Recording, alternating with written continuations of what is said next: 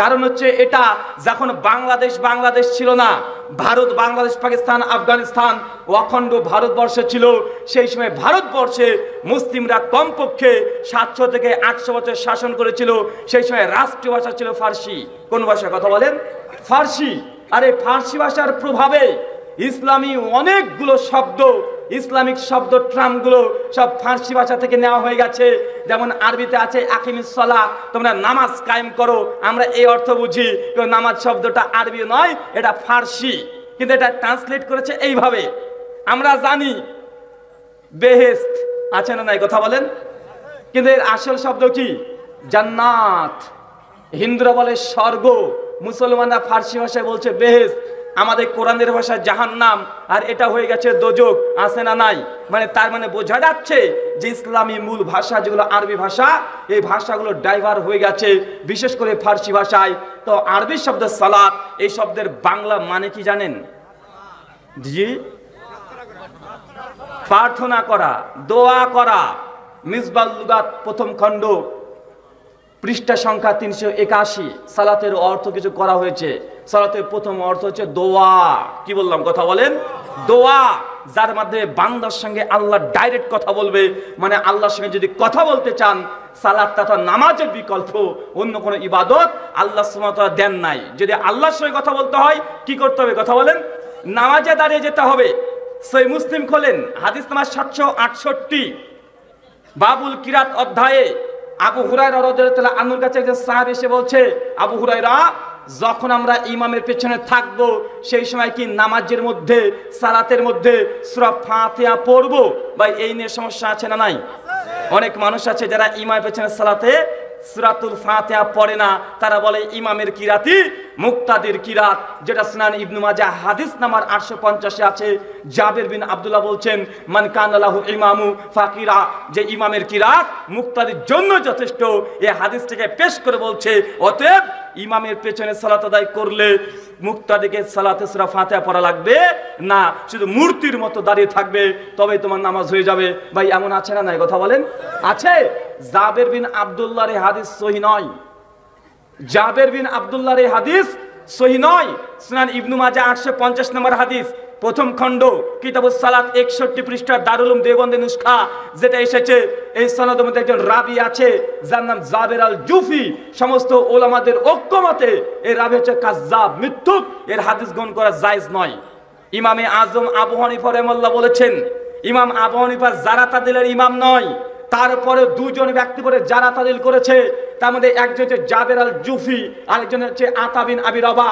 ইমাম আবু হানিফা বলছে যে আমি দুনিয়াতে আমাদের দুই চোখ দিয়ে জাবের আল জুফির মতো কাজ্জাব, মিথ্যুক কোনো ব্যক্তি দেখি নাই, আর আতা বিন আবি রবার মতো আফজাল ব্যক্তি, উত্তম ব্যক্তি আমি কাউকে দেখি নাই।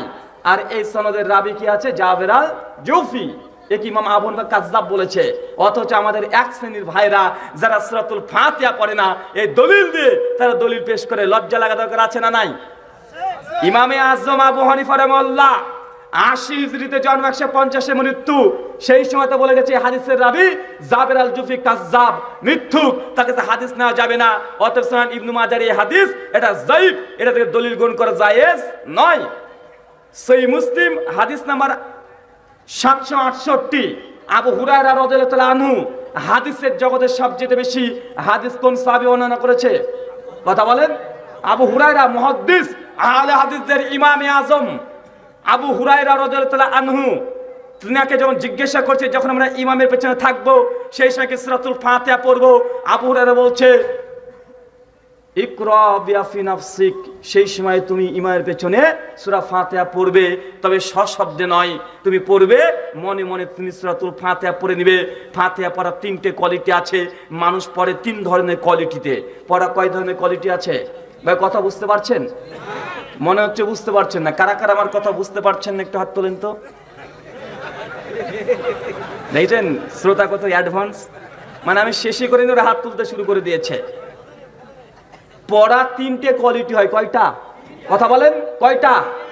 3টা। এক, আমি তো পড়ে ফেলেছি, সে চোখ দিয়ে পড়া হয় কি হয় না কথা বলেন? চোখ দিয়ে দেখলাম যে পড়া জানে সে পড়ে ফেলেছে। এর জন্য জিহ্বা নড়াতে হয় না, শব্দই হয় না। আর এক ধরনের পড়া আছে, এটা জিহ্বা নড়েছে, ঠোঁট নড়েছে, কিন্তু শব্দ হয় নাই। আর একটা পড়া, দশম অধিবেশন বিরাট ইসলামী জলসা, এটা একটা পড়া। তো পড়ার কোয়ালিটি কয়টা? তিনটা।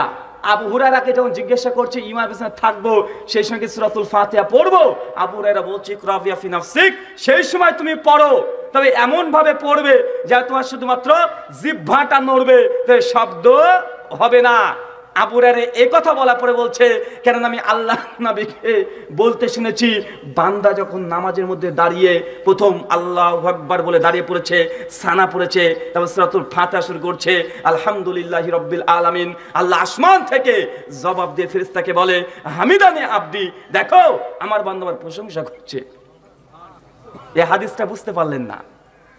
সালাত মানে দোয়া। বান্দার সঙ্গে আল্লাহর সঙ্গে যদি কোনো বান্দা কথা বলতে চায়, তাই তাকে সালাতে দাঁড়িয়ে যেতে হবে, নামাজে দাঁড়িয়ে যেতে হবে।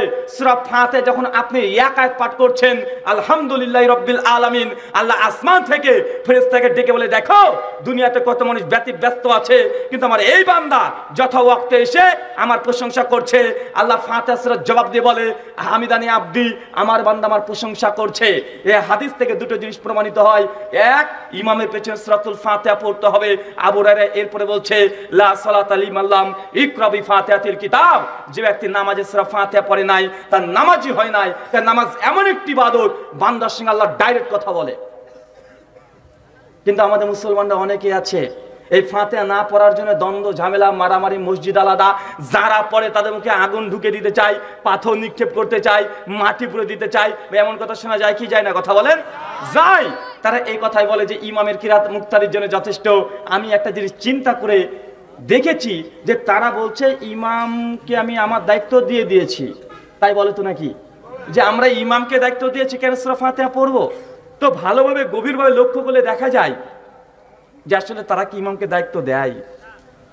ইমাম সাহেব কিবলার দিকে মুখ করেছে, বেটা তুমিও তো কিবলার দিকে মুখ করেছো। ইমাম সাহেব বানুয়াট একটা নিয়াত আছে, তারা পড়ে, আছে না? নাই কথা বলেন। ওই নিয়াত তারা পড়ছে, মুক্তাদিও পড়ছে, তো এই নিয়াতের দায়িত্ব ইমামকে দাওনি? ইমাম সাহেব এরপরে আল্লাহু আকবার বলছে, মুক্তাদি হিসেবে তুমিও তো বলছো। ইমাম সাহেব সানা পড়ছে, তুমি মুক্তাদি হিসেবে পড়ছো। ইমাম সাহেব যে জায়নামাজের দোয়া পড়ে, তুমিও জায়নামাজের দোয়া পড়ছো, যদিও বানোয়াট, মানে দোয়াটা কোরআনের আয়াত, তবে জায়নামাজের কোনো দোয়া কোরআন হাদিস দ্বারা প্রমাণিত নয়, তবে তারা বানিয়ে ফেলেছে কোরআনের আয়াত দিয়ে। তার মানে বোঝাচ্ছে ইমামও পড়ছে, মুক্তাদিও পড়ছে। ইমাম সাহেব আল্লাহু আকবার বলছে, মুক্তাদিও বলছে। ইমাম সাহেব রুকুতে গিয়ে রুকু তাসবিহ পড়ছে, মুক্তাদি পড়ে কি পড়ে না? ইমাম সাহেব সামি আল্লাহু লিমান হামিদা বলছে, মুক্তাদি তার জবাব দেয় কি দেয় না? কথা বলেন। ইমাম সাহেব যখন সিজদায় যাচ্ছে তাসবিহ পাঠ করছে, মুক্তাদিও তাসবিহ পাঠ করছে। ইমাম সাহেব যখন আত্তাহিয়াত পড়ছে, মুক্তাদি পড়ছে। ইমাম সাহেব যখন দুরূদ পড়ে, মুক্তাদি পড়ে। ইমাম সাহেব মাসরা পড়ে, মুক্তাদি পড়ে। ইমাম সাহেব সর্বশেষ বলছে আসসালামু আলাইকুম রাহমাতুল্লাহ, মুক্তাদি এই শব্দ বলছে। বেটা তুমি কিসের দায়িত্ব ইমামকে দিলে? কোন দায়িত্ব দিয়েছে? বলছে আমি ইমামকে দায়িত্ব দিয়েছি, এই জন্য ফাতিহা পড়া লাগে না। তবে আপনি তাকবীর থেকে শেষ পর্যন্ত, সালাম পর্যন্ত সবগুলো আপনি নিজেও পড়েন, তো এইগুলোর দায়িত্ব আপনি দিলেন না। সূরাতুল ফাতিহা এতই ভারী যে আপনাকে সূরা ফাতিহার ভারটা ইমাম সাহেবের কাঁধের উপরে রেখে দিতে হচ্ছে আপনাকে। আল্লাহ সুবহানাহু ওয়া তাআলা তুমি বোঝার তৌফিক দান করো, সকলে পড়ি আমিন। আপনাকে হাদিস থেকে দুটো জিনিস বোঝানোর উদ্দেশ্য, এক, সালাত যখন পড়বেন সূরা ফাতিহা ইমামের পেছনে পড়বেন, যদি আপনি পড়েন আল্লাহর সঙ্গে আপনি কথা বলছেন। আল্লাহ নবীর হাদিস থেকে প্রমাণিত লা সালাতা লিমান লাম ইকরা বিফাতিহাতিল কিতাব, যে ব্যক্তি সালাত আদায় করেছে কিন্তু ফাতিহা পাঠ করেনি তার কোনো সালাত হয় নাই। লা সালাতা, লা হচ্ছে নাফিস সিগা, কোন সালাত নেই, নেই জোহর, নেই আসর, নেই মাগরিব, নেই ইশা, নাই তারাবি, নাই তাহাজ্জুদ, নাই জানাজা, যার নাম সালাত সেখানে ফাতিহা লাগবে। লা সালাতা, কোন সালাত নেই ইল্লা বিফাতিহাতিল কিতাব, ফাতিহা ব্যতীত। তার মানে আপনি যে কোনো সালাতে ফাতিহা পড়তে হবে কি হবে না? কথা বলেন। ফাতিহা পড়তে হবে। এই জন্য সালাত হচ্ছে দোয়া। এই সালাতের মধ্যে বান্দার সঙ্গে আল্লাহ ডাইরেক্ট কানেকশন হয়ে যায়। সেই মুসলিম খুলবেন, কিতাবুস সালাত, হাদিস নাম্বার আল্লাহর নবী মুহাম্মদ রাসূলুল্লাহ সাল্লাল্লাহু আলাইহি ওয়াসাল্লাম তিনি বলছেন, বান্দা যখন নামাজ পড়ার জন্য অজু করার জন্য পাত্র থেকে পানি ঢালে, সেই সময়তে যখন সে অজুর পানিটাকে নিয়েছে হাতের কবজি পর্যন্ত ধৌত করছে, এইভাবে যখন ধৌত করছে এই হাত দ্বারা যত গুনাহ করেছে, যত পাপ করেছে, অজুর পানির সঙ্গে সব ধৌত হয়ে একদম গড়তে গড়তে চলে যায়। দেখেন, নামাজের জন্য আগে অজু লাগবে কি লাগবে না? তার আগে আল্লাহ সুবহানাহু ওয়া তাআলা আপনাকে পরিষ্কার করতে চান, আল্লাহ আপনার গুনাহ রাশিকে ক্ষমা করতে চান। সালাত মানে দোয়া, সালাত মানে রহমত, সালাত মানে ক্ষমা, সালাত মানে যে আল্লাহর সঙ্গে কথা বলা। একটু আগে হাদিস থেকে দেখলেন সালাতের আরেকটা অর্থ হচ্ছে ক্ষমা করে দেওয়া, মানে এর মধ্যে থেকে আল্লাহ বান্দাকে ক্ষমাই করতে থাকেন। তার একটা দৃষ্টান্ত, যখন আপনি অজু করছেন, মানুষ হাত দিয়ে যত পাপ করেছে সমস্ত গুনাহ আল্লাহ অজুর পানির মধ্যে দিয়ে সব বের করে দেন। সুবহানাল্লাহ। আমরা কি পাপ করি না?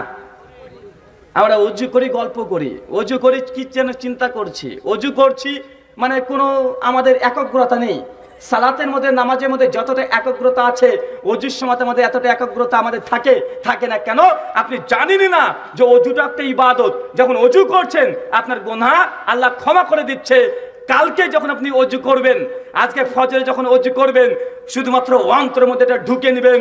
সেই মুসলিম কিতাবুস সালাত হাদিস নাম্বার 18 আল্লাহ নবী বলেছেন, কোন ব্যক্তি যখন অজু করার জন্য পানি হাতে নেয়, এই হাত দিয়ে যত গুনাহ করেছে আল্লাহ সমস্ত কিছুকে, গুনাহগুলোকে, সব গুনাহের সাগিরাগুলোকে আল্লাহ সুবহানাহু ওয়া তাআলা ঝরিয়ে একদম ডেন্ডে গড়তে গড়তে ফেলে দেয়। আপনার গুনাহ ক্ষমা হচ্ছে। যখন এটা মনে করবেন, অন্তরে যখন প্রশ্ন জেগে যাবে, ভাই বলেন তো অজু করতে মন চাইবে কি চাইবে না?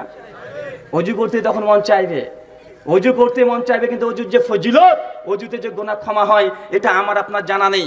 আল্লাহ নবী বলছেন, এরপরে বান্দা যখন তার মুখের মধ্যে যখন পানি দিয়ে মুখটাকে ধৌত করছে, এই সময় তার মুখমণ্ডল থেকে যত রকমের গুনাহ করেছে, মুখ দিয়ে গুনাহ হয় না, বাজে কথা বলেন, নোংরা কথা বলেন, পাপের কথা বলেন, হাত দিয়ে গুনাহ করেন। হাত দিয়ে এমন কোনো গুনাহ নাই যে করা যায় না, মানুষ হাত দিয়ে সমস্ত গুনাহ করছে। আমি তো বলি, আমাদের হাত দিয়ে এখন গোটা বিশ্ব জগতে সবচেয়ে বেশি পাপ করতে পারি, গুনাহ করতে পারি, এমন কোনো পাপ নেই যে হাতের দ্বারা হয় না। উদাহরণস্বরূপ, আমাদের হাতে একটা মোবাইল আছে, এই হচ্ছে পাক্কা টাটকা শয়তান। মিশকাত কিতাবুল ঈমান হাদিস নাম্বার 53 আল্লাহ নবী বলছেন, প্রত্যেকটা মানুষের কাছে একটা ভালো জিন মানে শয়তান থাকে, আর একটা ভালো থাকে। আল্লাহ নবী সাহাবারা বলছে, ইয়া রাসূলুল্লাহ, আপনার কাছে আছে? মানে একটা ইবলিস থাকে, শয়তান থাকে। সাহাবারা বলছে, আল্লাহ নবী আপনার কাছে কি আছে?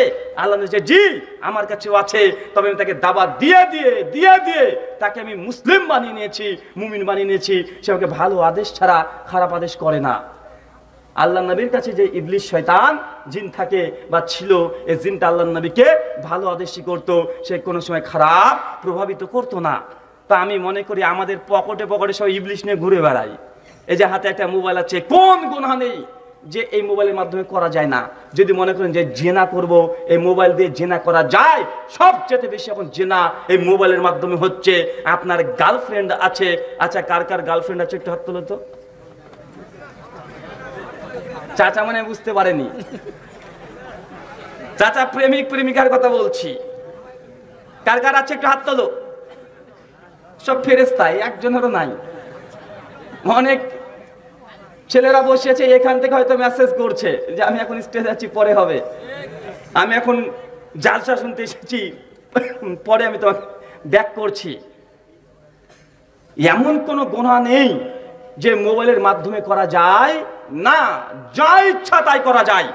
যদি মনে করেন এখন বাংলাদেশেও আছে সেক্স ওয়ার্কার, বা আছে না নাই কথা বলেন?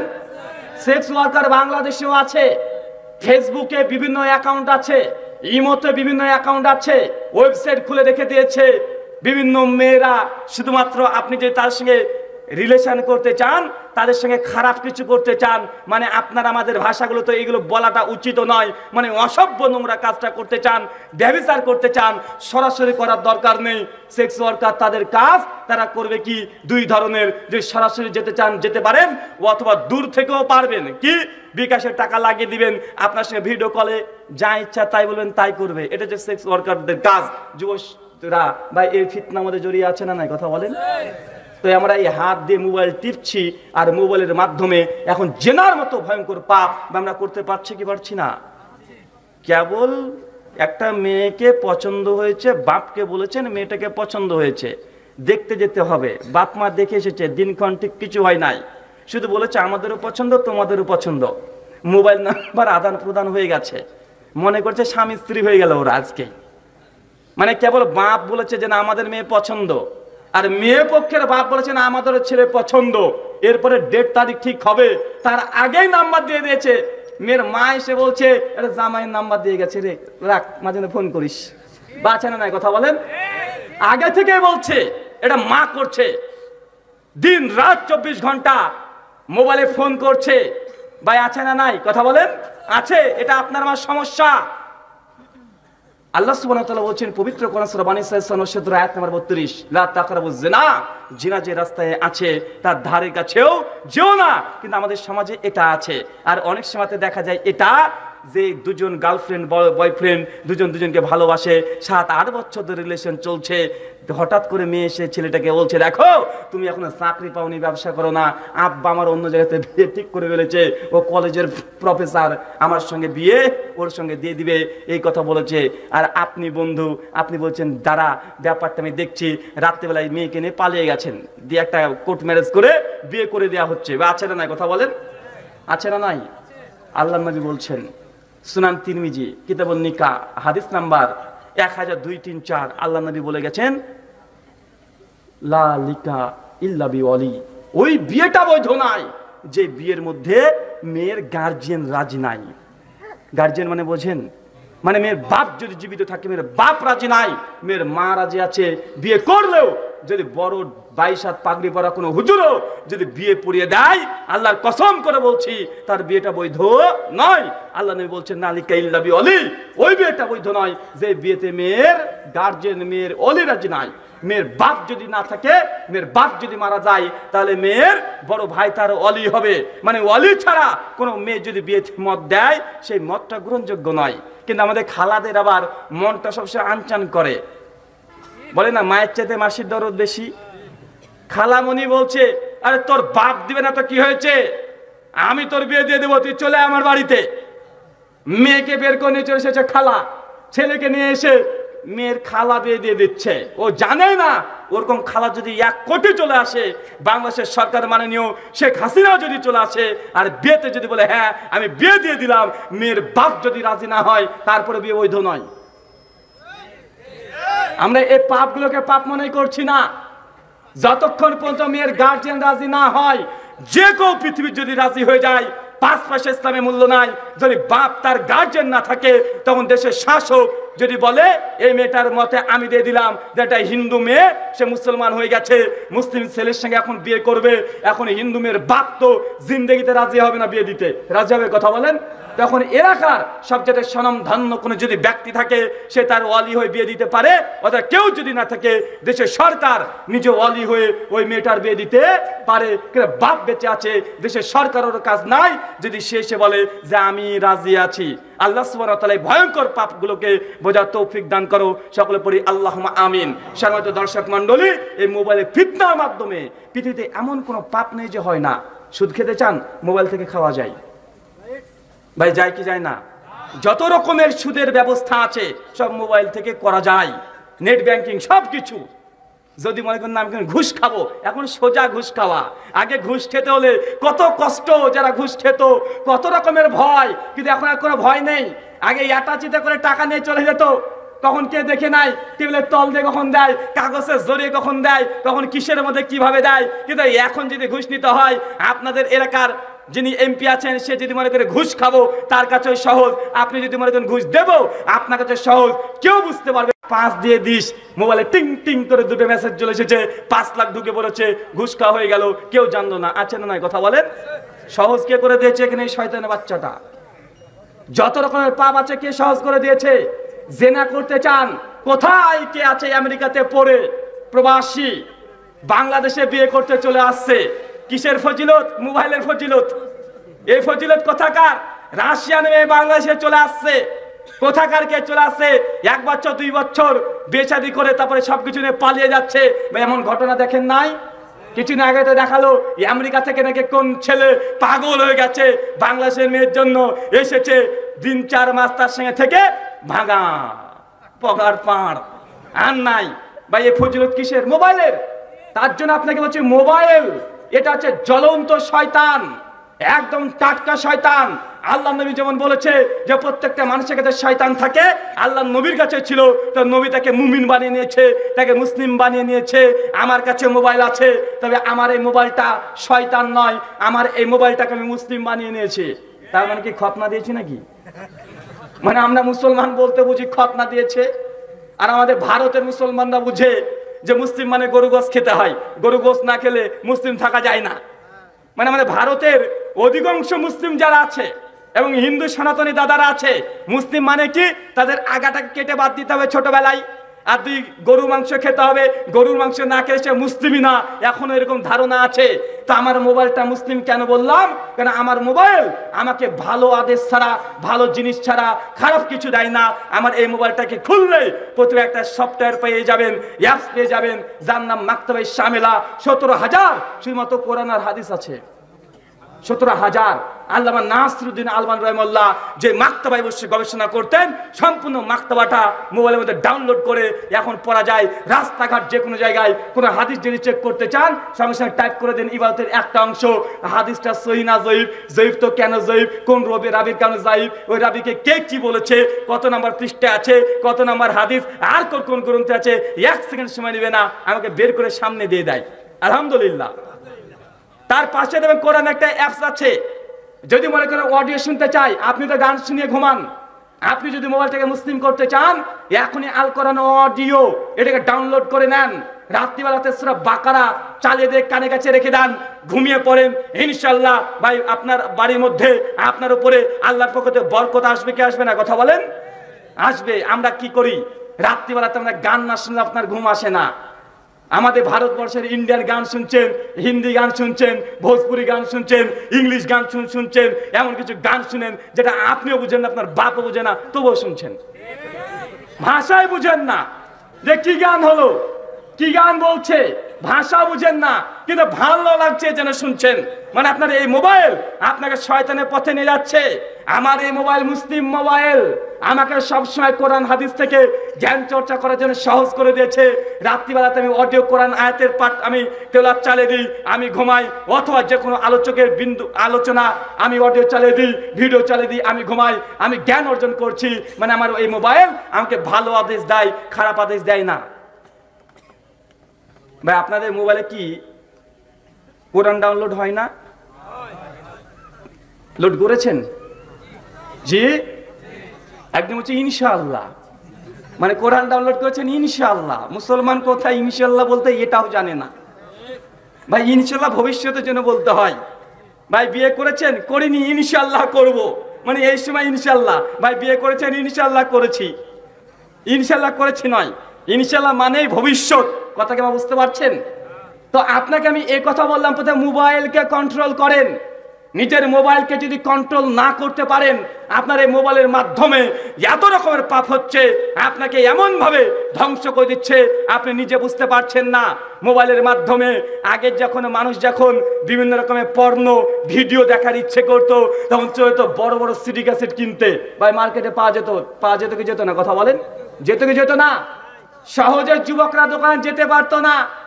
ওই যে দোকানে যাব, হয়তো আমার বাপকে চিনে অথবা আমার বড় ভাইকে চেনে, ও আর ক্যাসেট ভাড়া করতে যেত না।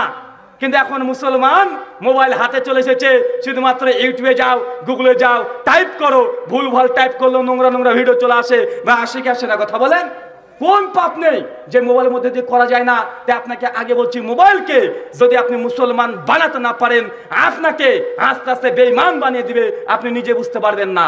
ইবাদত করবেন, ইবাদতের স্বাদ পাচ্ছেন না, শুধুমাত্র মোবাইলকে কন্ট্রোল না করার জন্য ফেসবুক আছে, আপনাকে সাজেস্ট করছে, একটা মেয়ের নাম সামনে চলে এসেছে, আগে অ্যাড রিকোয়েস্ট, মেয়েকে খুঁজে বেড়াচ্ছেন।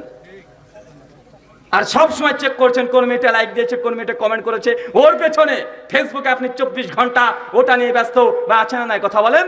আমি শুধু চিন্তা করি, গোটা বিশ্ব জগতে যদি গুনাহের কোন রাস্তা যদি থাকে, এই সোশ্যাল মিডিয়া মোবাইলের মধ্যে যত গুনাহ করা যায় গোনার দ্বিতীয় আর কোনো রাস্তা এত বড় উন্মুক্ত হয় নাই। আমরা মুসলমানরা এখান থেকে গোনাতে আমরা শেষ হয়ে যাচ্ছি। আল্লাহ সুবহানাহু ওয়া তাআলা আমাদের এই মোবাইলকে তুমি মুসলমান বানানোর তৌফিক দান করো, সকলে পড়ি আল্লাহুম্মা আমিন। সম্মানিত দর্শক মণ্ডলী, এই কথা বলে আপনার সঙ্গে আমি ক্লিয়ার করতে চাচ্ছিলাম যে আল্লাহর নবী বলছে কেউ যদি অজু করার জন্য অজু থেকে পানি নিয়েছে, হাত ধৌত করেছে, হাতের যত গুনাহ আছে সমস্ত আল্লাহ ক্ষমা করে দেন। কেউ যদি মুখ ধায়, মুখে থেকে যত রকমের গুনাহ করেছে সবগুলোকে এই পানির অজুর পানির মাধ্যমে আস্তে আস্তে চলে যায়। যখন ওই ব্যক্তি আল্লাহর নবী বলছে রুকু করে, রুকু বোঝেন, যখন রুকু করে তখন শরীরে যত পাপ আছে সমস্ত পাপগুলো এসে কাঁধের উপরে রেখে দেয়। আবু দাউদের বর্ণনা মাথার উপরে রেখে দেয়। তারপর যখন সিজদাতে যাচ্ছে বান্দা, যখন একটা সিজদা দিয়েছে শরীরে যত পাপ কাঁধে ছিল আর আপনার মাথাতে ছিল সমস্ত পাপগুলোকে সিজদার মাধ্যমে আল্লাহ সব নিচে নামিয়ে দেয়। মানে আপনার গোনাহ আল্লাহ শুধু চাই ক্ষমা করতে। এই জন্য রুকুর দরকার আছে না নাই? কথা বলেন, সিজদার দরকার আছে না নাই? সালাত হচ্ছে এমন একটি ইবাদত যে ইবাদতের মাধ্যমে বান্দার সঙ্গে আল্লাহ ডাইরেক্ট কানেকশন আছে। সালাত হচ্ছে এমন একটি ইবাদত যে ইবাদতের মাধ্যমে আল্লাহ সুবহানাহু ওয়া তাআলা বান্দাকে ক্ষমা করতে চায়। একবার যদি আপনি রুকু করেন আপনার শরীরের সমস্ত পাপ কাঁধে আল্লাহ জমা করে দেয়।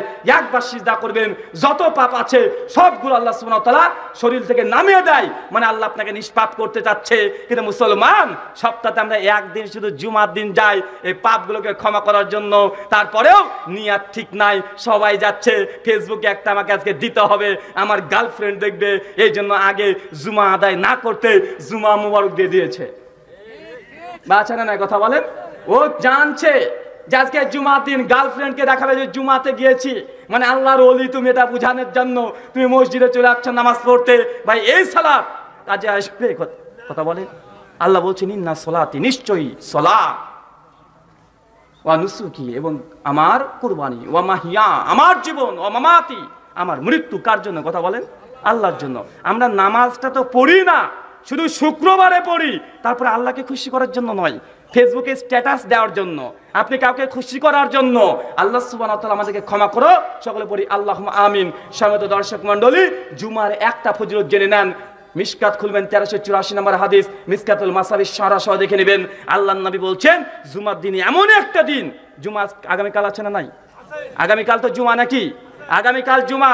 আল্লাহর নবী বলছে জুমার দিন হচ্ছে এমনই একটা দিন যেই দিনকে আল্লাহর নবী বলেছে ঈদের দিন মুসলিমদের। কথা বুঝতে পারছেন? জুমার দিন হচ্ছে ছোট ঈদের দিন। জুমার ফজিলত এতই গুরুত্বপূর্ণ, জুমাকে আল্লাহ সুবহানাহু ওয়া তাআলা এইভাবে বলতে চাচ্ছেন যে জুমার দিনে কোনো মানুষ যদি মৃত্যুবরণ করে তার কবরের আযাব সেই দিনকার জন্য আল্লাহ মাফ করে দেন। জুমার দিনে ফজিলত, জুমার দিন হচ্ছে এমন একটি দিন যেই দিন নবী আদমকে আল্লাহ সৃষ্টি করেছিলেন। জুমার দিন হচ্ছে এমন একটি দিন যেই দিন নবী আদম আলাইহিস সালাম তিনি আল্লাহর কাছে ভুল করেছিলেন। জুমার দিন হচ্ছে এমন একটা দিন যেই দিন নবী আদম আলাইহিস সালাম আল্লাহর কাছে ক্ষমা চেয়েছেন। জুমার দিন হচ্ছে এমন একটি দিন যেই দিন আল্লাহ আদম নবীকে ক্ষমা করেছেন। জুমার দিন হচ্ছে এমন একটি দিন যেই দিন আল্লাহ জান্নাত থেকে নবী আদমকে দুনিয়ায় পাঠিয়ে দিয়েছেন। জুমার দিন হচ্ছে এমন একটি দিন যেই দিনেই আল্লাহ আসমান জমিনকে ধ্বংস করে দিবে, সৃষ্টি জগৎকে বিনাশ করে দিবে, ধ্বংস করে দিবে। এই জন্য আসমানে যত ফেরেশতা আছে সব ভীত সন্ত্রস্ত হয়ে বসে থাকে যে এই দিন আল্লাহ গোটা বিশ্ব জগৎকে, সৃষ্টি জগৎকে ধ্বংস করবে, ভয়ে থরথর করে কাঁপে। আর আমরা জুমার দিনকে কত অবহেলা করে কাটিয়ে দিচ্ছি। বা আছে না? কথা বলেন। সহিহ বুখারী কিতাবুল জুমা হাদিস নাম্বার 929। কত বললাম? কথা বলেন। হাদিস নাম্বার 929। আল্লাহর নবী একজন গরিব মানুষকে প্রত্যেক মাসে 4 লাখ টাকা উপার্জন করার মতো একটা সুযোগ দিয়েছেন। 4 লাখ টাকা, সপ্তাহে 1 লাখ টাকা নিতে চান? সপ্তাহে 1 লক্ষ টাকা কেউ ইনকাম করেন? আছে কেউ এখানে? এখানে আছে কেউ? একটু হাত তোলেন তো, কে আছে? এক সপ্তাহে 1 লাখ টাকা, মাশাআল্লাহ একজন আছে, সপ্তাহে 1 লাখ টাকা ইনকাম করে। এক সপ্তাহে 1 লাখ টাকা, মাসে 4 লাখ টাকা। সহিহ বুখারী উল্টে দেখেন কিতাবুল জুমা হাদিস নাম্বার 929। আল্লাহর নবী বলছেন, আবু হুরায়রা রাদিয়াল্লাহু তাআলা থেকে হাদিস বর্ণনা, যে জুমার দিন পৃথিবীতে যত মসজিদ থাকবে সমস্ত মসজিদে প্রত্যেকটা গেটে গেটে ফেরেশতা মণ্ডলীরা একটা খাতা নিয়ে এইভাবে বসে থাকে, খাতা আর কলম নিয়ে বসে থাকবে আর অপেক্ষা করতে থাকে যে জুমার দিন শুধুমাত্র আল্লাহকে খুশি রাজি করার জন্য প্রথম যে আস্তে আস্তে পায়ে হেঁটে হেঁটে মসজিদে প্রবেশ করবে, যে ব্যক্তি জুমার দিনে প্রথম মুসল্লি হবে, আল্লাহ সুবহানাহু ওয়া তাআলার পক্ষ থেকে ফেরেশতা মণ্ডলীরা ওই ব্যক্তির জন্য একটা উট কুরবানি করলে যত নেকি হতো তত নেকি তার আমলনামাতে লিখে দেন। কথাটা আমরা বুঝতে পারলাম না, গুরুত্বই পেলাম না। জুমার দিন আপনি যদি প্রথম মুসল্লি হতে পারেন, কি বলেন তো ভাই, কি প্রথম মুসল্লি, শুধু এটা উদ্দেশ্য করেছেন আল্লাহ আজকে জুমার দিন, ছুটির দিন, আজকে আমি এর জন্য তোমার কাছে মাথা নত করতে আসছি। এই ইখলাস, এই নিয়াত যদি বিশুদ্ধ থাকে, ইন্নী আখাফুল্লাহ, নিশ্চয় আমি আল্লাহকে ভয় করি, এই ভয়ের কারণে যদি আপনি জুমার মসজিদে আগামীকাল প্রথম মুসল্লি হন, ফেরেশতা মণ্ডলীরা আপনার নামে একটা লাল উট কুরবানি করলে যত নেকি হয় তত আপনার আমল নামাতে উটগুলো লিখে দেবে। ভাই একটা উটের দাম বাংলাদেশি টাকা কত? লাল উট কত হতে পারে? প্রায় 1 লক্ষ টাকার কাছাকাছি। 1 লক্ষ টাকার বেশি হবে তো কম হবে না। আল্লাহ নবী বলেন কেউ যে জুমার দিনে প্রথম মুসল্লি হয় তার জন্য একটা লাল উট কুরবানি করলে যত নেকি তত নেকি দেওয়া হয়। এই হাদিস আমরা জানি। তারপরে মুসলমানের বাচ্চা আমরা আমল করতে চাই না, আমরা মুসলমান সবসময় দুনিয়াতে পেতে চাই। কে যদি কালকে মসজিদে যান উট তো দেখতে পাবেন না, এই জন্য আপনি নিতেও যাবেন না। কিন্তু আপনাকে কালকে যদি আমাদের ইমাম সাহেব আজকে আলোচনা সভা শেষে ঘোষণা দিয়ে দেয়, জেনে রাখুন, শুনে রাখুন, আগামীকাল জুমার দিন যে প্রথম আমাদের মসজিদে উপস্থিত হবে তাকে একটা লাল মুরগি দেওয়া হবে, এই কথা বললে দেখবেন গ্রামের মানুষ না ঘুমিয়ে ফজরে গিয়ে বসে থাকবে। ভাই থাকবে কি থাকবে না কথা বলেন? যদি উটের কথা বাদ দেন, যদি বলেন মুরগি দেওয়া হবে, একটা কক মুরগি দেওয়া হবে। কেন? জুমার দিনে যে ব্যক্তি প্রথম মসজিদে আসবে, এলাকার মানুষ দেখবেন ভোরবেলাতে উঠে ও কাজে যাওয়া বন্ধ করে দেবে, আগে মসজিদ গেটের সামনে গিয়ে ও হাঁ করে বসে থাকবে। কেন? কারণ একটা লাল মুরগি পাবে। এই জন্য মানে আপনি মুসলমান, আপনি শুধু সরাসরি পেতে চান, মানে বাস্তব পেতে চান, ওয়াল্লাহি আল্লাহর কসম, আল্লাহ নবী বলছে জুমার দিন প্রথম মুসল্লি কোনো ব্যক্তি যদি প্রথম মসজিদে যায়, ওই ব্যক্তির জন্য একটা উট সমপরিমাণ নাকি আল্লাহ সুবহানাহু ওয়া তাআলা তার আমলনামায় লিখে দেয়। আপনি এই উট দেখতে পাচ্ছেন না, এই কথা ঠিক, কিন্তু কিয়ামতের মাঠে আল্লাহ আপনাকে উট দেবে, এটাও ঠিক। কারণ আল্লাহ নবীর যত হাদিস বলেছে যে সহিহ প্রমাণ হয়েছে, একটাও আজ পর্যন্ত কেউ ভুল প্রমাণ করতে পারেনি। পেরেছে কথা বলেন? কিছুদিন আগে নাস্তিকরা, বাংলাদেশি নাস্তিকরা, তারা আল্লাহ নবীর একটা হাদিসকে নিয়ে খুব অট্টহাসি করছিল। কি হাদিস জানেন? আমরা যখন প্রথম পড়ছিলাম সেই সময় আমাদেরকে যেন বিশ্বাস করতে কেমন যেন লাগছিল। আল্লাহ নবী সহিহ বুখারী হাদিস পড়বেন, কিতাবুল তিবের মধ্যে আছে, চিকিৎসা অধ্যায়। আল্লাহ নবী বলছেন, তোমরা কোনো পাত্রে যখন খাচ্ছ, হঠাৎ দেখছো একটা মাছি পড়ে গেছে পাত্রে, তো মাছের যে ডান দানাটা যদি তোমার পাত্রের মধ্যে চুবিয়ে রাখে, তুমি করবে কি? ওটাকে তুলবে, তাহলে বাম দানাটা চুবিয়ে রাখো। নাস্তিকরা বলছে, দেখেছেন তোমাদের নবী কত বড় বিজ্ঞানী, মাছি জীবাণু ছড়ায়, ব্যাকটেরিয়া ছড়ায়। আর মুসলমানদের নবী কি বলছে?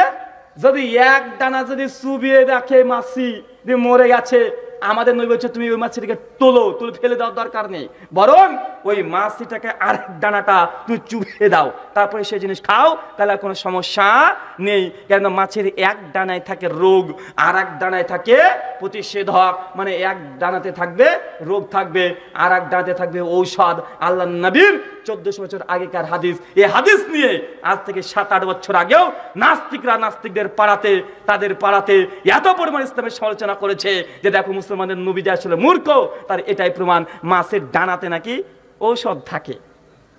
এই হাদিস নিয়ে সৌদি আরবে কিং আব্দুল আজিজে দীর্ঘ 2 বছর ধরে গবেষণা করছে, স্পেশাল ভাবে গবেষণা করেছে যে আল্লাহ নবীর এই হাদিস যে বললো, এই হাদিসের সত্যতা কতটা। এই হাদিস নিয়ে গবেষণা করতে গিয়ে তারা 2017-তে তারা পাবলিশ করেছে। তারা বলতে চাচ্ছে যে হ্যাঁ, আপনারা গোটা বিশ্ব জগতের মানুষ আপনারা চেক করেন, শুধুমাত্র ভাইরাস মাপক যন্ত্র নিয়ে আসেন, একটা ব্যাকটেরিয়া মাপার যন্ত্র নিয়ে আসেন, একটা মাছি নেন, মাছের এক দানা এই বোতলের মধ্যে চুবিয়ে দেন, চুবিয়ে 5 মিনিট রেখে দেন, তারপর আপনি ওই ব্যাকটেরিয়া মাপক যন্ত্রটা চুবিয়ে দেন, দেখেন ভাইরাস কতগুলো আছে। ভাই মিটার উঠবে কি উঠবে না কথা বলেন? উঠবে। তারপর আরো 5 মিনিট পর মাছের অন্য ডানাটা চুবিয়ে দেন, চুবিয়ে দেওয়ার পরে আবার তুলে দেখেন আগেকার মতো পানি ক্লিন হয়ে গেছে, মানে ভাইরাস ব্যাকটেরিয়া সব মরে গেছে। এটা প্রমাণিত। এই কথা যখন প্রমাণিত হয়ে গেছে, নাস্তিকদের মুখ তালা বন্ধ হয়ে গেছে। আপনাকে এই কথা বলে বোঝানোর চেষ্টা করলাম, ভাই জান, আল্লাহ নবী যতগুলো হাদিস বলেছে আজ পর্যন্ত কেউ ভুল প্রমাণ করতে পারে নাই। তো আল্লাহ নবী যে বলছে জুম্মার দিনে লাল উট দেওয়া হবে, যে প্রথম ব্যক্তি হবে, ভাই এই কথা বিশ্বাস করতে কষ্ট হচ্ছে? আসলে আমরা কষ্ট পাই যে 1 লক্ষ টাকা আপনার বাপও জিন্দেগিতে 1 সপ্তাহে ইনকাম করতে পারে নাই, আর আপনি একটা কুরবানি বছরে একবার করছেন। মুসলমান, কুরবানি 7 ভাগা হবে না 8 ভাগা হবে না 50 ভাগা হবে, ভাগা দেওয়া জায়েজ না না জায়েজ, এই নিয়ে বিশাল ঝামেলা। আর বারবার প্রশ্ন, হুজুর ভাগা কুরবানি দেওয়া যাবে কি যাবে না, অমুক শাইখ বলেছে না জায়েজ, অমুক শাইখ বলেছে জায়েজ, এটা নিয়ে মারামারি করছেন। আরে ভাই, আপনি যদি একটা গোটা কুরবানি করে দেন, আল্লাহ যে আপনার কুরবানি কবুল করবে এর কোনো নিশ্চয়তা আছে? কথা বলেন। সূরা মাইদা খুলেন, আয়াত নম্বর 28 থেকে 30। পৃথিবীর প্রথম মানুষের নাম কি? নবী আদম আলাইহিস সালাম। তার সন্তান ছিল হাবিল আর কাবিল, 2 ভাই একসঙ্গে কুরবানি করেছিল। ভাই করেছে কি করে নাই? আল্লাহ 2 ভাইয়ের কুরবানি কবুল করেছিল? করে নাই। আল্লাহ 1 ভাইয়ের কুরবানি কবুল করেছে, 1 ভাইয়ের কুরবানি কবুল করে নাই। চিন্তা করে দেখেন, পৃথিবীর প্রথম মানুষ, প্রথম নবী, প্রথম সন্তান, প্রথম কুরবানি আল্লাহ একজনে কবুল করেছে, একজনে করে নাই। আমরাও আদম সন্তান, আমরা যদি ইবাদত করি, কুরবানি করি, আল্লাহ কবুল করবে কে কোনো নিশ্চয়তা নেই। কিন্তু আপনি জুম্মার দিন প্রথম মুসল্লি হলে লাল উট কুরবানি করলে যত নেকি হয় আপনি তত নেকি পেয়ে যাবেন, বিন্দু পরিমাণে সন্দেহ নাই। আল্লাহ সুবহানাহু ওয়া তাআলা আমাদের এই ফজিলতের উপরে জুমার দিন, আগামীকাল জুমা, কারা কারা লাল উট নিতে মসজিদে যাবেন? একটু হাত তোলেন তো দেখি ভাই, কারা কারা? ইনশাআল্লাহ কালকে লাল উট নিতেই হবে। আল্লাহ নবী বলেছে পাওয়া যাবে যাবে, দেখতে পাবেন না কালকে এই মসজিদে গিয়ে, এই কথা ঠিক। কিন্তু কিয়ামতের মাঠে যখন উটগুলো আপনার পেছন পেছন দৌড়বে নেকি দেওয়ার জন্য, তখন বুঝতে পারবেন জুম্মার দিন প্রথম যাওয়া কত ফজিলত। আল্লাহ নবীর কথা বিন্দু পরিমাণে ভুল হতে পারে না। আল্লাহ সুবহানাহু ওয়া তাআলা প্রত্যেক জুমাতে আমাদেরকে একটা করে লাল উট কুরবানি করলে যত নেকি হয়, ওই নেকির অধিকারী বানাও। সকলে বলি আল্লাহুম্মা আমিন। আল্লাহ নবী এরপরে বলছে, একজন ব্যক্তি প্রথম গিয়েছিল তার জন্য তো এটা আছে, যে ব্যক্তি দ্বিতীয় হবে সেও কষ্ট করেছে, সেও চেষ্টা করেছে কিন্তু পারে নাই। আল্লাহ নবী বলছে, ওই ব্যক্তির জন্য ফেরেশতারা একটা গরু কুরবানি করলে যত নেকি হয় তত নেকি তার আমলনামায় দিয়ে দেবে। তৃতীয় ব্যক্তি যে ঢুকবে তার জন্য একটা ছাগল, চতুর্থ ব্যক্তি তার জন্য একটা মুরগি। এইভাবে ফেরেশতারা প্রত্যেক ব্যক্তির জন্য আমলনামাতে নেকি লিখতেই থাকে। কতক্ষণ? যতক্ষণ না ইমাম সাহেব, খতিব সাহেব একদম মিম্বারে দাঁড়িয়ে পড়েছে, আলহামদুলিল্লাহ যতক্ষণ না পড়ছে ততক্ষণ ফেরেশতারা তার আমলনামায় এই নেকিগুলো লিখতে শুরু করে দেয়।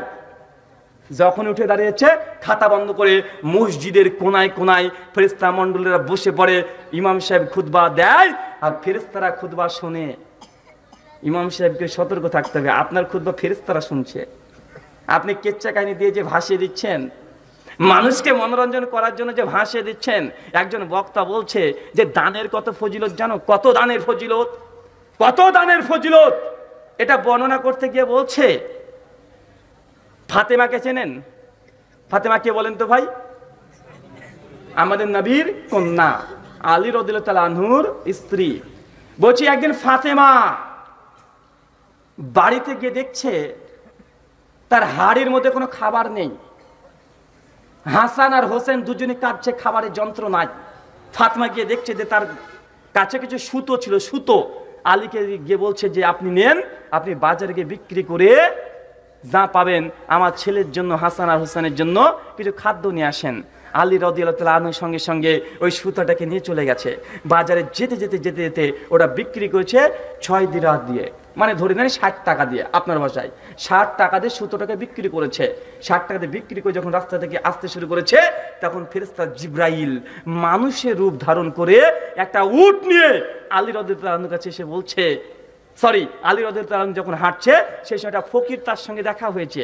ফকির গিয়ে বলছে, বাবা আমার সন্তান আর 7 দিন ধরে কিছু খেতে পারেনি, হে আলী আমার সন্তানের জন্য তুমি কিছু দান করো। 4 দিন আমার সন্তান কোনো কিছু খেতে পারেনি। আলী রাদিয়াল্লাহু তাআলা বিপদে পড়ে গেছে, তার ছেলেরাও না খেয়ে আছে। এই জন্য বাড়ির শেষ সম্পত্তি এই সুতো বিক্রি করে মাত্র 60 টাকা পেয়েছে। আর এই সাহাবী সে বলছে তার ছেলে 4 দিন খেতে পায়নি। আলী রাদিয়াল্লাহু তাআলা করেছেন কি, যে 60 টাকা ছিল সব দিয়ে দিয়েছে, যাও তুমি যাও তোমার ছেলেদেরকে খাওয়াও। কত বড় তার এই জজবা, কত বড় তার হৃদয় বড়। যে সাহাবীর জন্য দিয়ে দিয়েছে। আলী রাদিয়াল্লাহু তাআলা মনে ক্ষুণ্ণ হয়ে নয়, খুশি মনে চলে যাচ্ছে যে অন্তত সেই সন্তানগুলোদের জন্য যে 7 দিন খায়নি তার মুখে তো খাবার তুলে দিতে পেরেছি। আমার ছেলেরা তো মাত্র একবেলা খেতে পায়নি। এইভাবে চলছে, চিন্তা করছে আর যাচ্ছে। হঠাৎই ফেরেশতা জিবরাইল একটা উট নিয়ে মানুষের সুরাত ধরে চলে এসেছে। এসে আলীকে বলছেন, দাদা, দাদা নয় মানে আমি বলছি জাস্ট, মানে বক্তা যে বয়ান করছে, এসে তখন বলছে যে আমার এই উটটা নেবেন, এই উটটা নেবেন। আলী বলছেন যে আমার কাছে তো অর্থ নেই, টাকা নেই। বলছে আপনি বাকিতে নিয়ে যান, কালকে আপনি এই সময়তে এসে যদি বিক্রি আমাকে দিয়ে যান। আলী রাদিয়াল্লাহু তাআলা করেছেন কি, উটটা নিয়ে চলে যাচ্ছে। রাস্তা দিয়ে চলছে চলছে চলতে হঠাৎ দেখছে এবার ফেরেশতা মিকাইল, ফেরেশতা কি কথা বলেন, মিকাইল, ও মানুষের রূপ ধারণ করে চলে এসেছে। আলী কিন্তু বুঝতে পারছেন এগুলো কে, কারণ রূপ ধরে এসেছে মানুষের। সঙ্গে সঙ্গে মিকাইল আলাইহিস সালাম তিনি মানুষের রূপ ধারণ করেছে। এসে বলছে, এ উটওয়ালা, আমি একটা উট চাই, তো তোমার উটটা কি বিক্রি করবে? উনি তখন বলছেন, আলী রাদিয়াল্লাহু তাআলা আনহু, জি আমি বিক্রি করব। তখন বলছে, তুমি কত দিয়ে উটটা কিনেছো? আলী বলছেন, আমি এই উটটা কিনেছি ধরেন আপনার আমার ভাষায় 2000 টাকা দিয়ে। তখন ওই ব্যক্তি তখন বলছে যে আচ্ছা ঠিক আছে, যাও আমি 5000 টাকা দিয়ে তোমার উটটা কিনতে চাই, তুমি কি বিক্রি করবে? আলী বলছে, অবশ্যই করব, এই না তোমার উট। আর তাকে টাকা দিয়ে দিয়েছে। মানে এখানে 6 ছিল, 600 ছিল, মানে 6 দিনার বিক্রি করছে সুতো, আর 600 পর্যন্ত গিয়েছে, এটা বোঝাচ্ছে। তো আমি এটাকে শুধু আপনার ভাষাতে বুঝিয়ে দিলাম যে ও কিনেছিল 2000 টাকা দিয়ে আর বিক্রি করে দিল 1000 টাকা দিয়ে। কথা বলেন, 5000 টাকা দিয়ে। আলী রাদিয়াল্লাহু তাআলা হাঁটতে শুরু করেছে, হেঁটে দেখতে যাচ্ছে ওই ব্যক্তি যার কাছে উট কিনেছিলাম সেই ব্যক্তি কই। হাঁটতে শুরু করেছে, যেতে যেতে দেখছে হ্যাঁ ওই জায়গাতে ওই ব্যক্তি দাঁড়িয়ে আছে যার কাছ থেকে আলী রাদিয়াল্লাহু তাআলা আনহু উট কিনেছিল। সে দেখে তখন অবাক, তোমার উট কই? আলী তখন বলছে, আমি বিক্রি করে দিয়েছি। বলছে, এত তাড়াতাড়ি বিক্রি করে দিলে? এত তাড়াতাড়ি? আমি অনেক দিন ধরে বিক্রি করতে পারি নাই। তো আলী বলছেন, হ্যাঁ আমি বিক্রি করে দিয়েছি, আপনার সঙ্গে কথা দিয়েছিলাম 2000 টাকা, আপনার সঙ্গে ওটার দাম হয়েছে, এই নেন 2000 টাকা। আলী রাদিয়াল্লাহু তাআলা থেকে 2000 টাকা দিয়ে দিল, সঙ্গে থাকলো 3000 টাকার লাভ, নিয়ে চলে যাচ্ছে বাড়িতে। ফাতেমাকে বলেছে, ফাতেমা তখন বলছে, হ্যাঁ আপনি জানেন না আপনার সঙ্গে কার সঙ্গে দেখা হয়েছে? আপনার সঙ্গে যে উটটা ছিল, সরি যে ফেরেশতা প্রথমে এসেছিল, যে ব্যক্তি এই উট আপনাকে দিয়েছে ও ছিল ফেরেশতা জিবরাইল, আর যে কিনেছে ও হচ্ছে মিকাইল। কথাকে বুঝতে পারছেন? দিয়ে তখন এই কথা দিয়ে বক্তা বোঝাচ্ছে দানের কত মর্যাদা দেখেছো, মাত্র 6 আনা দান করেছে, আর এখান থেকে 600 আনা পর্যন্ত সে ইনকাম করে চলে যাচ্ছে। বড় বড় বক্তা, জনপ্রিয় বক্তা। এই কথা ভাই আপনার এর আগে শুনেছেন কি শোনেন নাই? অনেকেই আমরা শুনেছি, কিন্তু ঘটনা মেড ইন চায়না। এই ঘটনা জাল, মিথ্যা, কোরআনেও নাই, হাদিসেও নাই, কোন তাফসীরেও নাই। বক্তাই এমনি তৈরি করেছে, মানুষকে শুধুমাত্র একদম কান খাড়া করে শুনবে। আরে সর্বনাশ, আলী রাদিয়াল্লাহু তাআলা কত বড় উদার মনের মানুষ, দান করলে কত কি হয়, মানুষকে উদ্বুদ্ধ করার জন্য এই মিথ্যা ঘটনাগুলো বর্ণনা করে চলে যাচ্ছে। আপনি আমি শুধুমাত্র এগুলোকে মনে করছি কোরআন হাদিস, অথচ আল্লাহি এটা কোরআনও নয়, এটা হাদিসও নয়, এটা তাফসীরও নয়, এটা জাল কোন হাদিসে ঘটনা বর্ণনা হয়নি। মানুষ এমনি এমনি বলছে, আর আমরা এমনি এমনি সুবহানাল্লাহ আমরা পড়ছি। একজন বক্তা বলছেন, এই ঘটনা মনে হয় শুনেছেন, নবী সুলাইমান আলাইহিস সালাম অনেক বড় একজন নবী ছিলেন, যে জিনকে কন্ট্রোল করতে পারতেন, জিনকে ধমক দিয়ে কাজ করে নিতে পারতেন। কোন নবী কথা বলেন? সুলাইমান আলাইহিস সালাম। হঠাৎ একদিন আল্লাহকে সুলাইমান বলছে, আল্লাহ তুমি তো আমাকে দুনিয়ার বাদশা বানিয়েছো, আমি বাদশা সুলাইমান, আর তুমি গোটা বিশ্ব জগতে বাদশা। আল্লাহ আমি তোমার কাছে চাই একটা জিনিস, তুমি দেবে? আল্লাহ বলছে, কি চাও তুমি বলতে থাকো। সর্বশেষ সুলাইমান বলছে, তোমার সৃষ্টি জগৎকে আমি 1 বছর মেহমানদারিত্ব করাতে চাই, মানে খাওয়াতে চাই। নবী সুলাইমান এই কথা আল্লাহকে বলছেন। ভাই এই ঘটনা শুনেছো কি শুনি নাই? কথা বলেন, কারা কারা শুনেছেন একটু হাত তোলেন। দেখেন কতজন শুনেছে, মাশাআল্লাহ, কত মানুষ শুনেছে। সঙ্গে সঙ্গে আল্লাহ বলছে, নবী সুলাইমান তুমি আমার সৃষ্টি জগৎ সম্পর্কে জানো না, তোমার দ্বারা সম্ভব নয় আমার এই সৃষ্টি জগৎকে 1 বছর খাওয়ানো। নবী সুলাইমান বলছে, আল্লাহ 1 বছর যদি না পারি তো 1 মাসের জন্য সুযোগ দাও। আল্লাহ বলছে তবুও পারবে না। সুলাইমান বলছে তাহলে 1 সপ্তাহের জন্য সুযোগ দাও। সুলাইমানকে আল্লাহ বলছে তবুও পারবে না। আল্লাহ তাহলে 1 দিনের জন্য দাও। আল্লাহ বলছে তবুও পারবে না। সুলাইমান তখন বলছে, আল্লাহ 1 বেলার জন্য দাও, তাহলে 1 বেলা খাবো। বক্তা বলছে লাঞ্চ করাবে। বক্তা জনপ্রিয় বক্তা, বক্তার নাম আমি নিই না, বক্তার নাম আমি নেব না। বক্তা বলছে যে লাঞ্চ করাবে। নবী সুলাইমানকে আল্লাহ যখন এই অনুমতি দিল, আচ্ছা ঠিক আছে যাও, তুমি লাঞ্চ করাবে, তোমাকে অনুমতি দিলাম। সঙ্গে সঙ্গে সুলাইমান নবী জিন্দের সর্দারকে বলছে, জিন্দের সর্দার আমার সামনে উপস্থিত হও, মিটিং অ্যারেঞ্জ করো। আমি আল্লাহ সৃষ্টি জগতের মেহমানদারিত্ব করাতে চাই। আসমানে যত পাখি আছে, সমুদ্র নিচে যত প্রাণী মাছ আছে, সবগুলোকে তুলে নিয়ে এসো। জঙ্গল থেকে যত রকমের, অ্যামাজন জঙ্গল বলেন আর আফ্রিকার জঙ্গল বলেন, বড় বড় গরু ছাগল ভেড়াকে ধরে নিয়ে আসো আর রান্না করো। রান্না করেছে জিন্দা, রান্না করেছে এত পরিমাণে, প্রায় 50 থেকে 60 কিলোমিটার রান্না করে সম্পূর্ণ করে ফেলেছে। 50-60 কিলোমিটার বোঝেন, 50 থেকে 60 কিলোমিটার রান্না করেছে, খাবার আর খাবার, যেদিকে তাকাবেন সেদিকে খাবার। নবী সুলাইমান তো বাঘ বাঘ খুশি। আল্লাহ বলেছেন নাকি পারবো না, কত খাবার রান্না করেছে জিন্দা, একদম গরু রান্না করেছে, উট রান্না করেছে, একদম সমুদ্রের প্রাণী মাছ তুলে তুলে রান্না করেছে। খাবার যখন রেডি, একদম সমুদ্র থেকে হাঁ করে বড় একটা তিমি মাছ এসে বলছে, সুলাইমান আজকে আমি তোমার মেহমান, তুমি আজকে রিজিকের দায়িত্ব নিয়েছো, আমাকে খিদা লেগেছে, আমাকে খেতে দাও। সুলাইমান তখন সেই মাছকে বলছে, বেটা তুই পানির তলে আগে ডুবে আয়, এখন তোর সময় আসেনি, তুই লাইনে দাঁড়া। মাছ তুমি যাবি, লাইন টাইন মানি না, আমার খিদা লেগেছে, খেতে দাও। নবী সুলাইমান তখন জিন্দেরকে বলছে, দে একে খেতে দাও, দাও কে খেতে দাও। যখনই বলেছে খেতে দাও, জিন এক টুকরা মাংস নিয়ে মাছের মুখে ছুঁড়ে মেরে দিয়েছে। মাছ টুক করে গিলে এক লুকমাতে খেয়ে ফেলেছে মাংসটাকে। জিন্দা এরপরে আর এক লুকমা দিয়েছে, আবারও খেয়ে নিয়েছে। মাছ বলছে আরো দাও। জিন্দা একটা গোটা ছাগল দিয়ে দিয়েছে, টুক করে গিলে খেয়ে নিয়েছে, আবার বলছে আরো দাও। জিন্দা বলছে কত খায় রে বেটা। এরপর একটা গোটা গরু ঢুকে দিয়েছে ভুনা করে, একবারে দিয়েছে, হাঁ করে টুক করে গিলে খেয়ে নিয়েছে, বলছে আরো দাও। জিন্দা তখন রেগে গেছে, বেটা বলে কি রে। জিন্দা তখন বলছে খাবার রান্না করা আছে, তোর যতটুকু প্রয়োজন তুই খেতে শুরু কর। তিন মাস হাঁ করে এক লুকমাতে যত খাবার ছিল এক লুকমাতে খেয়ে শেষ করে ফেলেছে। ঢেকুর তুলে উঠে বলছে, সুলাইমান আরো দাও। নবী সুলাইমান বলছে কি রে বেটা, আমি গোটা সৃষ্টি জগতের জন্য রান্না করলাম, আর একটা মাসে এক লুকমাতে সব খেয়ে বলছে এখনো সে ক্ষুধার্ত, এখন তার খিদে মিটে নাই। ও তখন সুলাইমান বলছেন যে তুই এত বড় পেটুক। যখন এই কথা বলেছে সুলাইমানকে, মাছ তখন বলছে, সুলাইমান আমি তোমার মেহমান, তুমি হচ্ছে মেজবান, তুমি আজকে রিজিকের দায়িত্ব নিয়েছো, আমাকে তৃপ্তি করে তুমি খেতে দিতে পারো নাই, আমি আমার রব আল্লাহর কাছে তোমার বিরুদ্ধে নালিশ করব।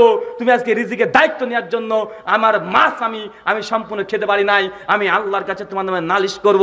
নবী সুলাইমানের সঙ্গে সঙ্গে সিজদায় লুটিয়ে পড়লেন। আর তিনি তখন মনে করছেন জি, আর রাজ্জাক হচ্ছে আল্লাহ সুবহানাহু ওয়া তাআলা, আল্লাহ হচ্ছে রিজিক দাতা, আর রাজ্জাক আর রাজ্জাক আর রাজ্জাক। নবী সুলাইমান তখন বুঝতে পারলেন আল্লাহ সত্যি তিনি রিজিক দাতা।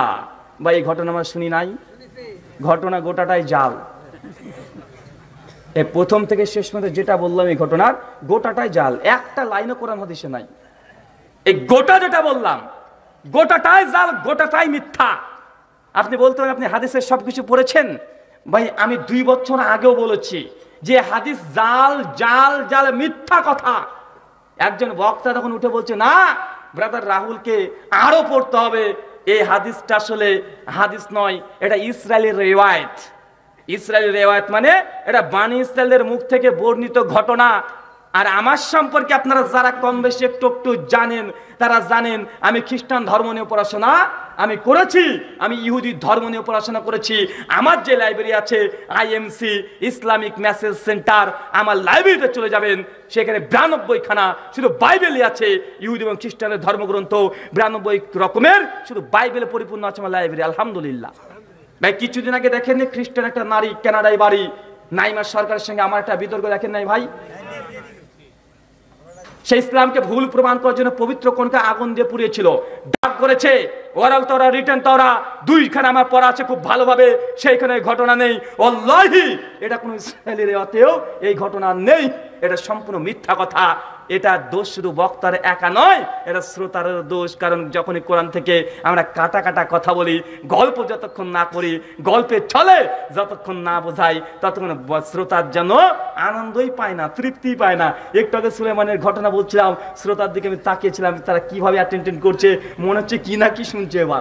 এবার ওয়াজ পেয়েছি, মানে একটু আগে চেহারা ওরকম ছিল, মানে যখন দুটো ঘটনা বলেছি, মানে ঘটনা শুনলেই ভাবছে কি না কি। এই তো এবার ওয়াজ, কত বড় মাছ রে বাবা রে বাবা।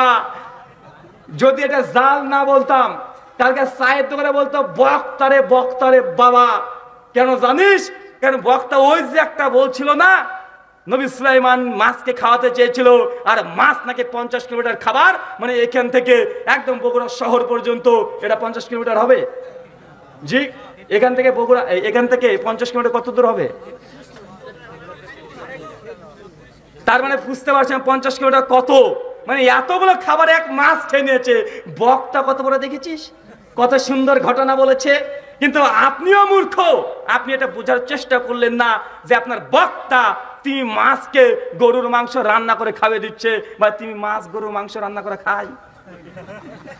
তুমি মাছ কখনো গরু মাংস খাই, উটের মাংস খাই? তুমি মাছ কখনো রান্না করা মাংস খাই? কিন্তু বক্তা খাচ্ছে, আপনি যে খাচ্ছেন। আমাদের ইন্ডিয়াতে হিন্দুরা যখন ওয়াজ করে, মানে হিন্দুদের যখন নামযজ্ঞ হয়, সেই সময় নামযজ্ঞ শুনছি একজন ঠাকুর পণ্ডিত, একজন মহারাজ বলছে, রামচন্দ্রের ঘটনা বর্ণনা করছে যে আমাদের রামচন্দ্রের ভক্ত ছিল হনুমান, আর হনুমান এতই রাম ভক্ত, যখন সীতাকে যখন রাবণ নিয়ে চলে গিয়েছে, একদম আসমানে নিয়ে চলে গেছে, সেই সময় মাত্র একটা দিন আছে উদ্ধার করতে হবে। এখন হনুমান তার ভক্ত রামের জন্য, তার গুরু রামের জন্য কি করবে সে এখনো কিছু টের করতে পারছে না। সঙ্গে সঙ্গে হনুমান আকাশে উঠতে উঠতে চলে গেছে, হনুমান আকাশে উঠতে উঠতে চলে গেছে, সূর্যটাকে ধরেছে বগলে দেবে নিয়েছে। বেটা একদিন সময় আছে, এখন যদি উঠে যায় তাহলে আর সীতাকে রক্ষা করতে পারবে না, তাই বগলের মধ্যে সূর্যকে ঢেকে নিয়েছে, মানে চাপ দিয়ে রেখেছে, বেটা তোকে উঠতে দেবো না। আর এক হাতে রেখেছে পাহাড়, আকাশে উঠছে লেজওয়ালা হনুমান, আর তারাও বলছে, তারা তাদের মতো তারা ধ্বনি দিতে চাচ্ছে যে হরে কৃষ্ণ করে চিৎকার মারছে। আমাদের মুসলমান সে তিমি মাছকে গরু মাংস খাচ্ছে, ও বলছে নারায়ে তাকবীর, আল্লাহু আকবার। আমাদের হিন্দুরা কি করছে, তাদের ওয়াজ মাহফিল যেগুলো আছে, তারা বগলের মধ্যে সূর্যকে দেবে নিয়ে ঘুরে বেড়াচ্ছে, আর আমাদের মুসলমানরা তিমি মাছকে মাংস খাওয়াচ্ছে, দুটোই সমান করে দিয়েছে। মানে মানুষকে যতক্ষণ না গল্প বলা যায় ততক্ষণ মানুষের জন্য মনে হয় না ওয়াজ হলো। আল্লাহ সুবহানাহু ওয়া তাআলা এইসব নোংরামি থেকে আমাদেরকে দূরে থাকার তৌফিক দান করো, সকলে পড়ি আল্লাহুম্মা আমিন। সম্মানিত দর্শক মণ্ডলী, আপনাকে এই কথা বোঝানোর উদ্দেশ্য এটাই, ভাই যত রকমের গুনাহ আছে, আগে গুনাহ থেকে দূরে থাকেন। পবিত্র কোরআন সূরা আনকাবুত সূরা নম্বর 29 আয়াত নম্বর 45 আল্লাহ বলছে, ইন্নাস সালাতা, নিশ্চয়ই সালাত, তানহা, মানুষকে বিরত রাখে কিসে থেকে? কথা বলেন, অশ্লীল মন্দ পাপের কাজ থেকে। নামাজও পড়ছেন, গার্লফ্রেন্ডের সঙ্গে প্রেমও করছেন 7 বছর, তার মানে নামাজ আল্লাহ কায়েম করছেন না, নামাজ পড়ছেন। নামাজ কায়েম করা, নামাজ আপনার আল্লাহ কবুল করছে কি করছেন আপনি নিজে বুঝতে পারবেন। কথা কি আমার বুঝতে পারলেন? ভাই কি রে ভাই, হনুমান আসলো নাকি? ও বই এসেছে। আমি কি আবার হঠাৎ করে ওইদিকে চলে গেলে, হনুমান আবার সূর্য নিয়ে চলে এসেছে নাকি পাশে? নামাজ আল্লাহ কায়েম, আপনার নামাজ আল্লাহ কবুল করছে কি করছেন এটা আপনি নিজে বুঝতে পারবেন, নিজে বুঝতে পারবেন নামাজ কবুল হচ্ছে কি হচ্ছে না। এই আয়াত তার প্রমাণ। আল্লাহ সুবহানাহু ওয়া তাআলা বলছে, নিশ্চয় সালাত, নামাজ এমন একটি ইবাদত, মানুষ যখন নামাজ পড়বে অশ্লীল মন্দ কাজ শেয়ার করতে পারে না। একজন ব্যক্তি নামাজও পড়ছে, ঘুষ খাচ্ছে, ও নামাজ পড়ছে কিন্তু আল্লাহর আরশ পর্যন্ত তার এই নামাজ যাচ্ছে না, মসজিদের ছাদের মোড়ে আটকে পড়ে যাচ্ছে। একজন ব্যক্তি নামাজ পড়ছে, এখনো জিনার সঙ্গে যুক্ত আছে, ওর নামাজ আল্লাহর আরশ পর্যন্ত পৌঁছাচ্ছে না। একজন ব্যক্তি নামাজ পড়ছে, সেই মেয়েটা পরকিয়া করছে, স্বামী বাদ দিয়ে একজনের সঙ্গে ফোনে গল্প করছে। এই মেয়ে যতই হিজাব করুক না কেন, যতই বড় বড় বোরখা পরুক না কেন, স্বামীকে ফাঁকি দিয়ে একজন পুরুষের সঙ্গে ফোনে কথা বলছে, পরকিয়ায় লিপ্ত আছে। এই মেয়ে নামাজ আল্লাহ কবুল করছে না। নামাজ কবুল তখনই বুঝতে পারবেন যে নামাজ পড়তে শুরু করেছেন। যত রকমের পাপ দেখে ভয় লাগে, পাপ দেখলে ভয় লাগে, পাপ থেকে দূরে থাকেন, তখন বুঝতে পারবেন যে হ্যাঁ আল্লাহ আমার নামাজ কবুল করছে। সূরা আনকাবুতের 45 নম্বর আয়াতের মুসনাদে আহমদ একটা হাদিস আছে, ইবনে কাসির খুলে দেখেন, হাদিসটা প্রথমে নিয়ে এসেছে ইমাম ইবনে কাসির রাহিমাহুল্লাহ। একদিন আল্লাহ রাসূল সাল্লাল্লাহু আলাইহি ওয়াসাল্লামের কাছে সাহাবী এসে বলছে, ইয়া রাসূলুল্লাহ, ওই যে মুসল্লিকে দেখছেন, ওই মুসল্লি, ওটা ও হচ্ছে চোর, ওকে আমি দেখলাম গত রাত্রিতে চুরি করছে। আল্লাহ রাসূল তখন শুনে তখন বলছে, ইন্না সালাতা তানহা, নিশ্চয়ই সালাত মানুষকে অশ্লীল মন্দ কাজ থেকে দূরে রাখে। ওই সাহাবীকে কিছু বলো না, আসতে দাও মসজিদে। 3-4 দিন পর আল্লাহ রাসূলকে সাহাবীটা আবার বলছে, আল্লাহ রাসূল ওই দেখেন বললাম না ওই চোর, আমি আজকে দেখেছি সে চুরি করেছে, চুরি করে মসজিদে ঢুকেছে। আল্লাহ রাসূল আবার বলছে, ইন্না সালাতা, নিশ্চয়ই সালাত তানহা, মানুষকে বিরত রাখে অশ্লীল মন্দ কাজ থেকে, ওকে তুমি বাধা দিও না, আসতে দাও। কিছুদিন পর ওই সাহাবী বলছে, আল্লাহ রাসূল, ওই লোকটাকে চুরি করতে দেখি না, ওই লোকটা চুরি করে না আল্লাহ রাসূল। আল্লাহ নবী তখন বলছে, নিশ্চয়ই সালাত মানুষকে অন্যায় মন্দ কাজ থেকে বিরত রাখে। যে ব্যক্তি সালাত শুরু করে দিবে সে 2 দিন 4 দিন 5 দিন খারাপ থাকতে পারে, আস্তে আস্তে সালাতের প্রভাব, সালাতের একটা ক্ষমতা আছে, পাপ সালাত থেকে পালিয়ে যাবে। পাপ আর সালাতে একসঙ্গে থাকতে পারে না। সালাত কবুল হচ্ছে তখনই বুঝতে পারবেন যেন পাপ দেখে আপনি ভয় করছেন, আপনি সালাত আদায় করছেন, বিড়ি টানছেন, লজ্জা লাগে না? একটু লজ্জা লাগার দরকার আছে। আপনি নামাজ পড়ছেন, মুসল্লি, ইমাম, মুয়াজ্জিন, আপনি মসজিদের সেক্রেটারি, জর্দা দিয়ে পান খাচ্ছেন, লজ্জা লাগে না? আল্লাহ নবী বলে গেলেন যে তোমরা মসজিদ যখন যাবে সেই পেঁয়াজ খেয়ে যাবে না। পেঁয়াজ হারাম নয়, পেঁয়াজ খাওয়া হারাম নয়। পেঁয়াজ আল্লাহ নবী মসজিদে খেয়ে যেতে নিষেধ করেছে এই জন্য যে পেঁয়াজ খেলে মুখ থেকে একটা দুর্গন্ধ বের হয়, এর দ্বারা মানুষও কষ্ট পায়, ফেরেশতা কষ্ট পায়, ফেরেশতা তার কাছে আসতে চায় না, কষ্ট পায় এই জন্য। তো আপনি যে বিড়ি খেয়ে যান, আপনার মুখে কি আতরের গন্ধ বের হয়? আপনি জর্দা খান, আপনার জর্দার গন্ধে পাশের লোকটাও অজ্ঞান হয়ে যাবে, কবে দেখবেন। বাঁচেন না, কথা বলেন। যারা জর্দা খায় না আর যে জর্দা খায় তার সামনে যখন কথা বলি, তার সামনে পড়ে গেলে আমাদের মাথায় এমনি ঘুরতে লাগে যেন কেন, মানে এত টেম্পার। কিন্তু আমাদের বড় বড় মুয়াজ্জিন, ইমাম, সমাজের হর্তা কর্তা তারা এটা খাচ্ছে। আল্লাহ নবী বলছে, কুল্লু মুশকির খামরুন, কুল্লু খামরুন হারামুন।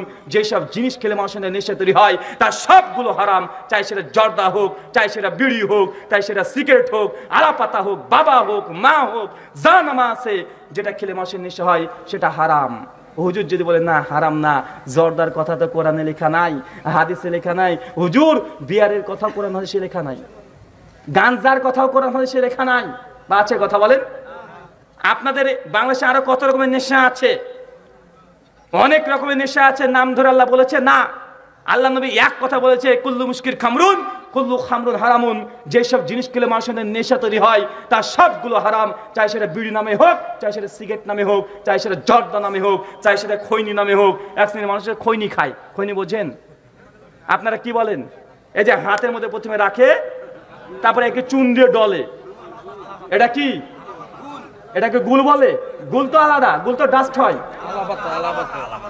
আলাপাতা ওটা পানের সঙ্গে মিশিয়ে খায়।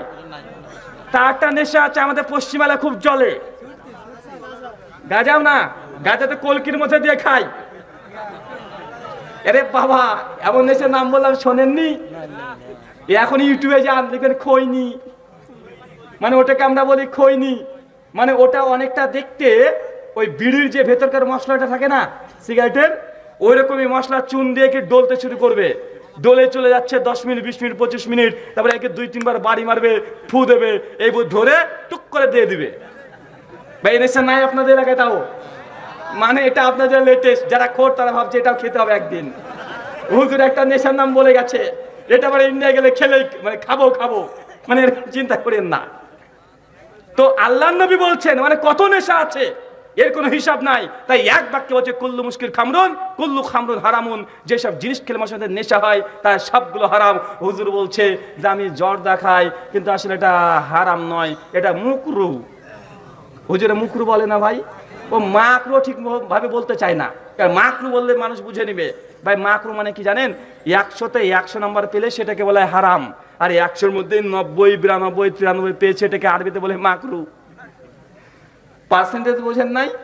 মদ কেন হারাম? মানে 100তে 100 পেয়েছে বেটা, এই জন্য মদ হারাম। জর্দা কেন হারাম না? হুজুরের ভাষায় মাকরু মানে জর্দা 100-র মধ্যে 92 পেয়েছে, আর 8 পেলে পুরোটাই হারাম হয়ে যেত। মানে আপনার হুজুর 92% হারাম খাচ্ছে। হুজুরের লজ্জা লাগা উচিত, একটু লজ্জা লাগা উচিত।